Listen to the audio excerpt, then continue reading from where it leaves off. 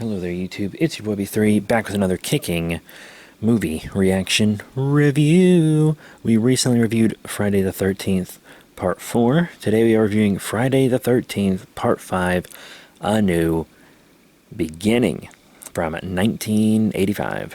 It's rated R. It's kind of like a horror mystery thriller slasher film, about an hour and a half long.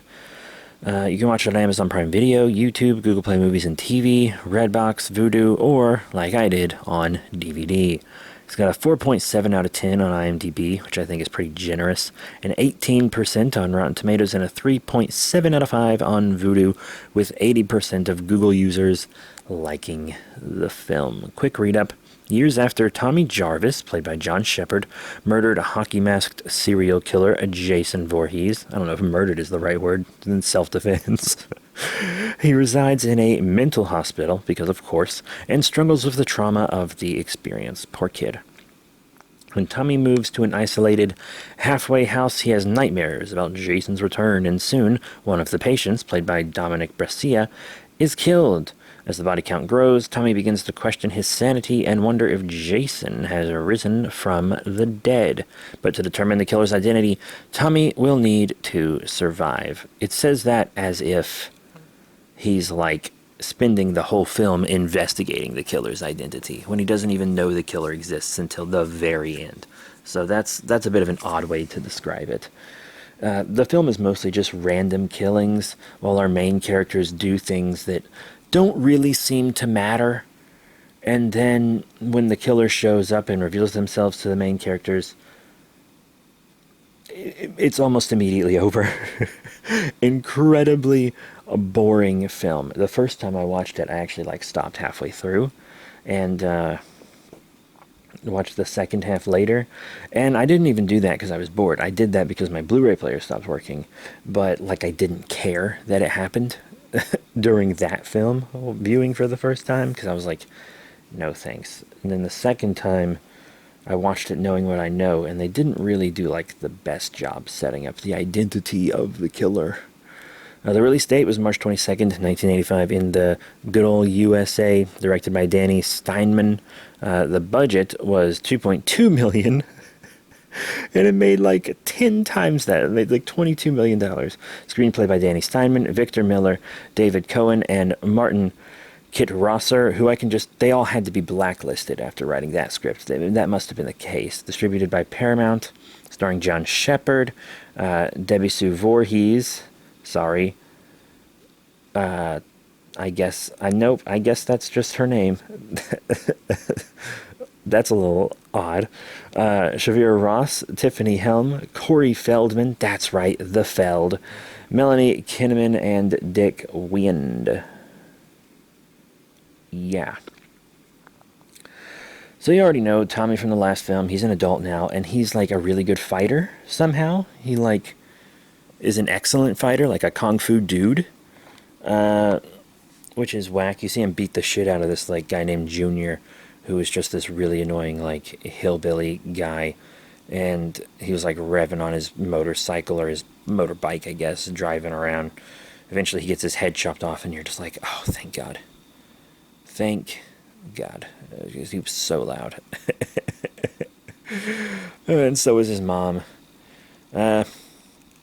Woof.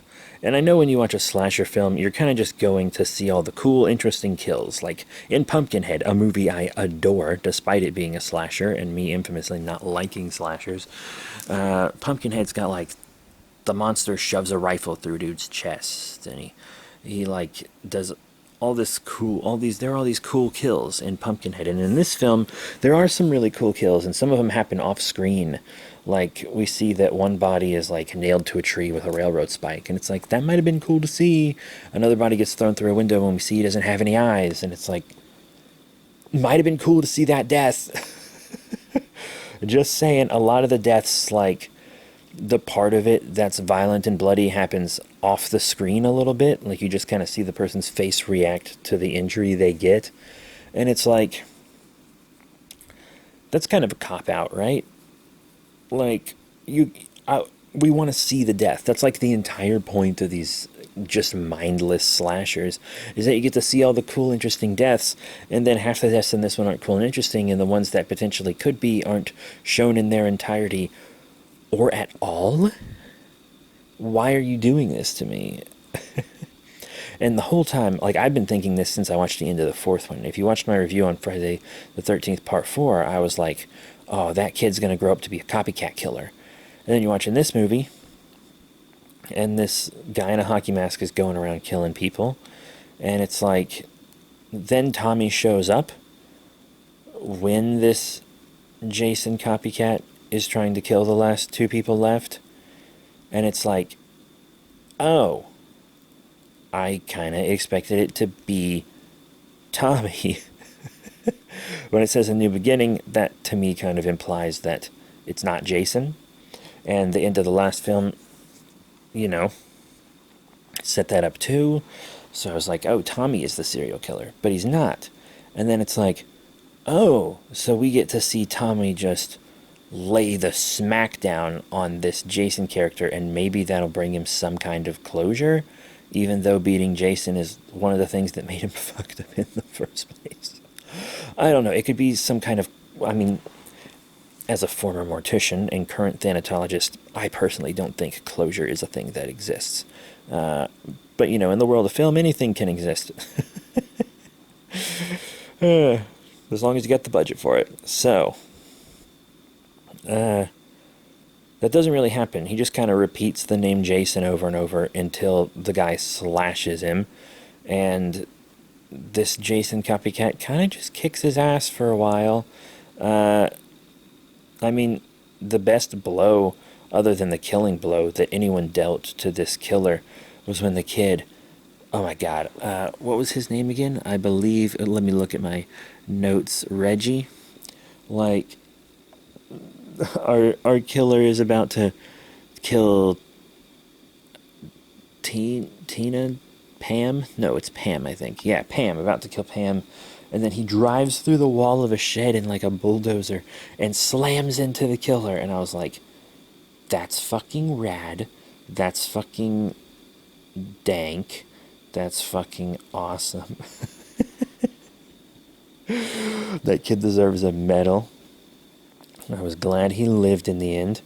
And then the final kill on our killer is when Tommy chops his hand off when he's hanging on the ledge of the barn. He falls down on some farm equipment and gets impaled in several places. And this knocks his mask off, and then you see it's some guy. He has this prosthetic on that covers everything but his face to make his head look like Jason's. So that's a thing. So he made a prosthetic to look even more like Jason than he already did. It's not hard to look like Jason. You put on like a mechanic's onesie and a hockey mask. Ta-da, you've done it. You know what I mean? But he made this whole prosthetic to look more like Jason, which is pretty whack. So we have this guy, and there's the big reveal, and I was like, okay, who the fuck is that? Because when I went back, because after the first time, when I watched it halfway through, I obviously started back from the beginning because it took me a while. And even watching the first half of the film a second time, I was still like, wait, though, who was that? And then, the cop is explaining it to Pam in the hospital, and he's like, oh, that guy who died at the beginning, who was chopped up with the wood axe, that was this dude's son, and this dude was a paramedic that was on the scene, and no one knew he was his son, but when he saw his son, he cracked, so he became Jason and killed 17 people. And I was like, okay, so he went crazy upon seeing his son brutally murdered and having to be the paramedic that handled it. How did no one know that was his son? And the paramedics would have known who they were going to get already, right? Like the police would have already done stuff. Once again, this is a former mortician talking, and it's like he would have known that his son was dead, and he would have known that's who he was going to pick up before he got there, for sure, 100%. Even if no one knew and someone told him at the hospital, he'd still probably be like, "Oh my God, that's my boy," you know, before they sent him out. It's just I don't see him arriving at the scene as a paramedic, that being the first time he knows it was his son. Like, I can see how that would be much more shocking than learning at the hospital, and even just learning that your son was brutally murdered, and then going to see the corpse later. I mean, that's still incredibly traumatic, right? Like, that's, it could have happened that way, and I still would have been like, yeah, I mean, that makes more sense, but this way it's somehow even more convoluted, because this isn't a character that's, like, intimate in the film. We see him, like, what, twice in the movie?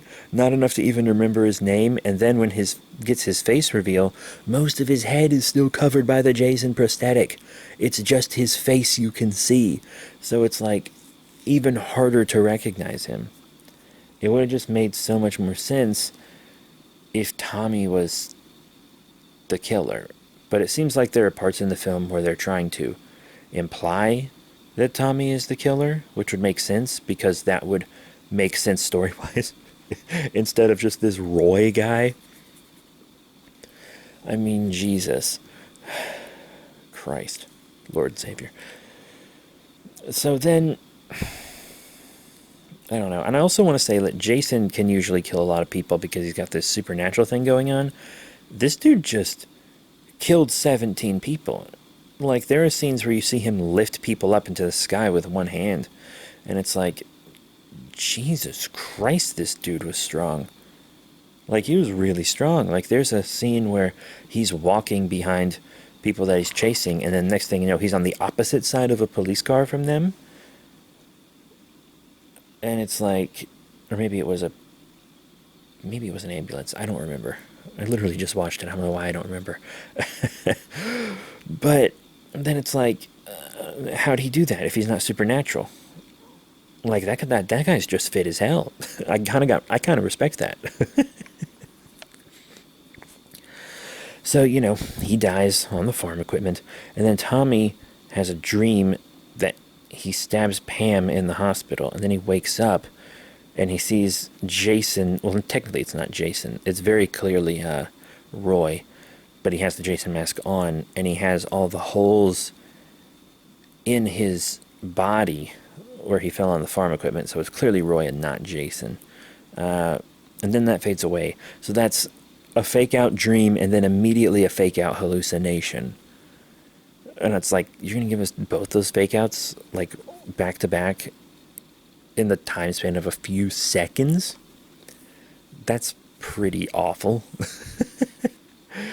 And then he, like, opens the drawer and takes out Jason's mask, and the dude shatters a window to trick someone into running into his room. And then Pam runs into his room, sees the broken window, but he's hiding behind the door with Jason's mask on, and he's about to stab her, and then the film ends. So the thing I expected to happen did kind of happen, but only in the last few seconds of the film. The thing that I thought would be the entire film is the last, like, 5 seconds.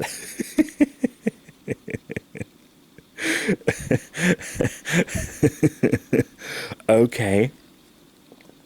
And I feel like this had to really piss people off, this fake out. Because it's almost a back to the roots kind of thing. Because they want you to almost think it's Jason or someone in the first film. And then, oh, it's his mom. It's Pamela Voorhees in the first one. But then 2 through 4 are all Jason. So you expect Jason in this one. And then it's not Jason. And it's so weird because, like, the paramedic is crazy enough to copy Jason, but it implies that copying Jason wasn't part of his psychosis. and that it was actually, in fact, just a way to shift blame for the murders. That's what the police officer implied. And that almost kind of makes sense. Because, like, he wants to kill all these people. And I mean, like, if he wanted to kill just everyone at, this home for sick people, this home for the mentally ill, that would kind of make sense, because that's where his son died. One of the people there killed his son, and the people running the place didn't stop it from happening. So if he just wanted to kill everyone in there, and he picked all them off slowly, that would make more sense with his psychosis. But he seems to just kill literally anyone he has the chance to kill. And, like, what's the explanation behind him just killing literally anyone? But yeah, the next film is called Jason Lives, so I very much doubt Tommy's going to have much of, if a role at all, in it. So they're just going to go back to Jason. I hear from here they really play up the Jason is a zombie thing, which, to be honest, is completely fine by me in concept. I hear that lots of people were like, bleh to that, but I mean, I want him to be more monstery. I mean, once again, my favorite slasher is Pumpkinhead. And that's not even remotely human, not even humanoid, I would even say. So, I'm down for the more monstrous Jason. I even have the NECA Part 7, I think, Jason. So I specifically got that as my Jason figure, the ultimate, because he was the most monstrous looking one, But I mean, I guess that's my review for this one. I feel like when it came out in the 80s, it had to be received negatively, especially for them to immediately bring Jason back. I feel like everyone had to despise this film. I mean, it's bad for more reasons than just faking you out on the Jason. I almost respect it for that. Like, to me, that's a good thing, because it's something different, even if, it does kind of hark back to almost the same twist as the first film. Almost. The first film did that much better. Even though I wasn't even the biggest fan of the original Friday the 13th. I think my favorite one so far is the second one, actually. This film is just straight up bad. It's really bad. I feel like if you just care about supernaturally Jason stuff, it's an easy skip. Or if you just want to watch a good film, it's an easy skip. But, if you're watching the Friday the 13th series all the way through and you're expecting really anything to be good, maybe you should just stop after 3. I mean, I didn't even really like 1 that much. But maybe just stop after 3. But that's it. Thank you all very much for your support. Remember to rate, comment, subscribe. Check out all the cool links in the description below. Facebook, Twitter, etc. I'm going to watch 6 soon. I mostly just want to get to 7. I really want to see 7. And I really want to see 10. I don't have a copy of 10, which is Jason X. The X for 10. That's the one that I really want to see. It looks insane. But that's it. Thank you all once again for your support, and I'll see you all, you guessed it, next time. Bye for now.